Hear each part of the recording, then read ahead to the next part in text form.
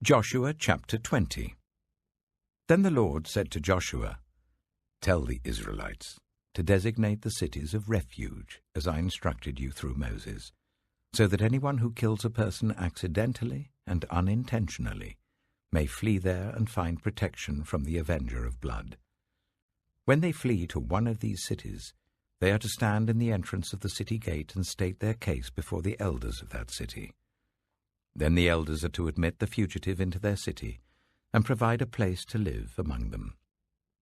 If the avenger of blood comes in pursuit, the elders must not surrender the fugitive, because the fugitive killed their neighbor unintentionally and without malice aforethought. They are to stay in that city until they have stood trial before the assembly, and until the death of the high priest who is serving at that time. Then they may go back to their own home in the town from which they fled." So they set apart Kedesh in Galilee in the hill country of Naphtali, Shechem in the hill country of Ephraim, and Kiriath-arba, that is Hebron, in the hill country of Judah. East of the Jordan, on the other side from Jericho, they designated Bezer in the wilderness, on the plateau in the tribe of Reuben, Ramoth in Gilead in the tribe of Gad, and Golan in Bashan in the tribe of Manasseh. Any of the Israelites or any foreigner residing among them who killed someone accidentally could flee to these designated cities and not be killed by the avenger of blood prior to standing trial before the assembly. Joshua chapter 21. Now the family heads of the Levites approached Eleazar the priest, Joshua son of Nun, and the heads of the other tribal families of Israel at Shiloh in Canaan, and said to them, "The Lord commanded through Moses that you give us towns to live in with pasture lands for our livestock." So, as the Lord had commanded, the Israelites gave the Levites the following towns and pasture lands out of their own inheritance. The first lot came out for the Kohathites according to their clans. The Levites, who were descendants of Aaron the priest, were allotted 13 towns from the tribes of Judah, Simeon, and Benjamin. The rest of Kohath's descendants were allotted 10 towns from the clans of the tribes of Ephraim, Dan, and half of Manasseh. The descendants of Gershon were allotted 13 towns from the clans of the tribes of Issachar, Asher, Naphtali, and the half-tribe of Manasseh in Bashan. The descendants of Merari, according to their clans, received 12 towns from the tribes of Reuben, Gad, and Zebulun. So the Israelites allotted to the Levites these towns and their pasture lands, as the Lord had commanded through Moses. From the tribes of Judah and Simeon, they allotted the following towns by name. These towns were assigned to the descendants of Aaron, who were from the Kohathite clans of the Levites, because the first lot fell to them. They gave them Kiriath-arba, that is Hebron, with its surrounding pasture land in the hill country of Judah. Arba was the forefather of Anak. But the fields and villages around the city they had given to Caleb, son of Jephunneh, as his possession. So, to the descendants of Aaron the priest, they gave Hebron, a city of refuge for one accused of murder, Libnah, Jattir, Eshtemoa, Holon, Debir, Ain, Jattah, and Beth-shemesh, together with their pasture lands. 9 towns from these 2 tribes. And from the tribe of Benjamin, they gave them Gibeon, Jeba, Anathoth, and Almon, together with their pasture lands, 4 towns. The total number of towns for the priests, the descendants of Aaron, came to 13, together with their pasture lands. The rest of the Kohathite clans of the Levites were allotted towns from the tribe of Ephraim. In the hill country of Ephraim they were given Shechem, a city of refuge for one accused of murder, and Giza, Kibzaim, and Beth-horon, together with their pasture lands, 4 towns. Also, from the tribe of Dan, they received Eltekeh, Gibbethon, Ajalon, and Gath-rimmon, together with their pasture lands, 4 towns. From half the tribe of Manasseh they received Taanach and Gath-rimmon, together with their pasture lands, 2 towns. All these 10 towns and their pasture lands were given to the rest of the Kohathite clans. The Levite clans of the Gershonites were given, From the half-tribe of Manasseh, Golan in Bashan, a city of refuge for one accused of murder, and Be-eshtaroth, together with their pasture lands, 2 towns. From the tribe of Issachar, Kishion, Daberath, Jarmuth, and En-gannim, together with their pasture lands, 4 towns. From the tribe of Asher, Mishal, Abdon, Helkath, and Rehob, together with their pasture lands, 4 towns. From the tribe of Naphtali, Kedesh in Galilee, a city of refuge for one accused of murder, Hamoth-dor and Kartan, together with their pasture lands, 3 towns. The total number of towns of the Gershonite clans came to 13, together with their pasture lands. The Merarite clans, the rest of the Levites, were given from the tribe of Zebulun, Jokneam, Karta, Dimnah, and Nahalal, together with their pasture lands, 4 towns. From the tribe of Reuben, Bezer, Jehaz, Kedemoth, and Mephaath, together with their pasture lands, 4 towns. From the tribe of Gad, Ramoth in Gilead, a city of refuge for one accused of murder, Mahanaim, Heshbon, and Jazer, together with their pasture lands, 4 towns in all. The total number of towns allotted to the Merarite clans, who were the rest of the Levites, came to 12. The towns of the Levites in the territory held by the Israelites were 48 in all, together with their pasture lands. Each of these towns had pasture lands surrounding it. This was true for all these towns. So the Lord gave Israel all the land he had sworn to give their ancestors, and they took possession of it and settled there. The Lord gave them rest on every side, just as he had sworn to their ancestors. Not one of their enemies withstood them. The Lord gave all their enemies into their hands. Not one of all the Lord's good promises to Israel failed. Every one was fulfilled.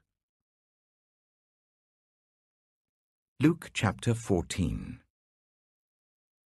One Sabbath, when Jesus went to eat in the house of a prominent Pharisee, he was being carefully watched.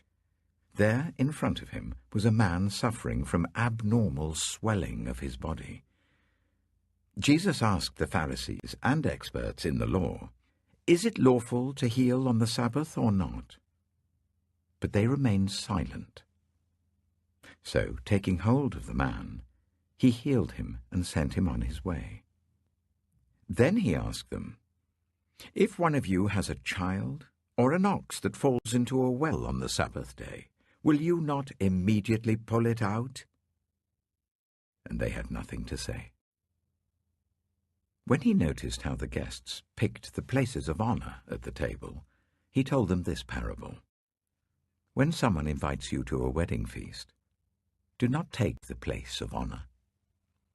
For a person more distinguished than you may have been invited. If so, the host who invited both of you will come and say to you, "Give this person your seat." Then, humiliated, you will have to take the least important place. But when you are invited, take the lowest place, so that when your host comes, he will say to you, "Friend, move up to a better place." Then you will be honored in the presence of all the other guests. For all those who exalt themselves will be humbled, and those who humble themselves will be exalted. Then Jesus said to his host, "When you give a luncheon or dinner, do not invite your friends, your brothers or sisters, your relatives, or your rich neighbors. If you do, they may invite you back, and so you will be repaid. But when you give a banquet, invite the poor, the crippled, the lame, the blind, and you will be blessed. Although they cannot repay you, you will be repaid at the resurrection of the righteous." When one of those at the table with him heard this, he said to Jesus, "Blessed is the one who will eat at the feast in the kingdom of God." Jesus replied, "A certain man was preparing a great banquet and invited many guests. At the time of the banquet, he sent his servant to tell those who had been invited, 'Come, for everything is now ready." But they all, alike, began to make excuses. The first said, "I've just bought a field, and I must go and see it. Please excuse me." Another said, "I have just bought 5 yoke of oxen, and I'm on my way to try them out. Please excuse me." Still another said, "I just got married, so I can't come." The servant came back and reported this to his master. Then the owner of the house became angry and ordered his servant, "Go out quickly into the streets and alleys of the town and bring in the poor, the crippled, the blind, and the lame." "Sir," the servant said, "what you ordered has been done, but there is still room." Then the master told his servant, "Go out to the roads and country lanes and compel them to come in, so that my house will be full. I tell you, not one of those who were invited will get a taste of my banquet." Large crowds were traveling with Jesus, and turning to them he said, "If anyone comes to me and does not hate father and mother, wife and children, brothers and sisters, yes, even their own life, such a person cannot be my disciple. And whoever does not carry their cross and follow me cannot be my disciple. Suppose one of you wants to build a tower. Won't you first sit down and estimate the cost to see if you have enough money to complete it? For if you lay the foundation and are not able to finish it, everyone who sees it will ridicule you, saying, 'This person began to build and wasn't able to finish.' Or suppose a king is about to go to war against another king. Won't he first sit down and consider whether he's able, with 10,000 men, to oppose the one coming against him with 20,000? If he is not able, he will send a delegation while the other is still a long way off, and will ask for terms of peace. In the same way, those of you who do not give up everything you have cannot be my disciples. Salt is good, but if it loses its saltiness, how can it be made salty again? It is fit neither for the soil nor for the manure heap. It is thrown out. Whoever has ears to hear, let them hear." Psalm 82. God presides in the great assembly. He renders judgment among the gods. How long will you defend the unjust and show partiality to the wicked? Defend the weak and the fatherless. Uphold the cause of the poor and the oppressed. Rescue the weak and the needy. Deliver them from the hand of the wicked. The gods know nothing. They understand nothing. They walk about in darkness. All the foundations of the earth are shaken. I said, "You are gods. You are all sons of the Most High. But you will die like mere mortals. You will fall like every other ruler. Rise up, O God, judge the earth, for all the nations are your inheritance." Proverbs chapter 20. Wine is a mocker, and beer a brawler. Whoever is led astray by them is not wise. A king's wrath strikes terror like the roar of a lion. Those who anger him forfeit their lives. It is to one's honor to avoid strife, but every fool is quick to quarrel.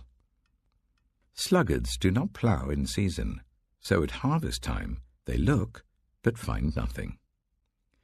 The purposes of a person's heart are deep waters, but one who has insight draws them out. Many claim to have unfailing love, but a faithful person who can find? The righteous lead blameless lives. Blessed are their children after them. When a king sits on his throne to judge, he winnows out all evil with his eyes. Who can say, "I have kept my heart pure, I am clean and without sin"? Differing weights and differing measures, the Lord detests them both. Even small children are known by their actions, so is their conduct really pure and upright? Ears that hear and eyes that see, the Lord has made them both. Do not love sleep, or you will grow poor. Stay awake, and you will have food to spare. It's no good, says the buyer, then goes off and boasts about the purchase. Gold there is, and rubies in abundance, but lips that speak knowledge are a rare jewel. Take the garment of one who puts up security for a stranger. Hold it in pledge if it is done for an outsider. Food gained by fraud tastes sweet, but one ends up with a mouth full of gravel. Plans are established by seeking advice, so if you wage war, obtain guidance. A gossip betrays a confidence, so avoid anyone who talks too much. If someone curses their father or mother, their lamp will be snuffed out in pitch darkness. An inheritance claimed too soon will not be blessed at the end. Do not say, "I'll pay you back for this wrong." Wait for the Lord, and he will avenge you. The Lord detests differing weights, and dishonest scales do not please him. A person's steps are directed by the Lord. How then can anyone understand their own way? It is a trap to dedicate something rashly, and only later to consider one's vows. A wise king winnows out the wicked. He drives the threshing wheel over them. The human spirit is the lamp of the Lord that sheds light on one's inmost being. Love and faithfulness keep a king safe. Through love, his throne is made secure. The glory of young men is their strength, grey hair the splendor of the old. Blows and wounds scrub away evil, and beatings purge the inmost being.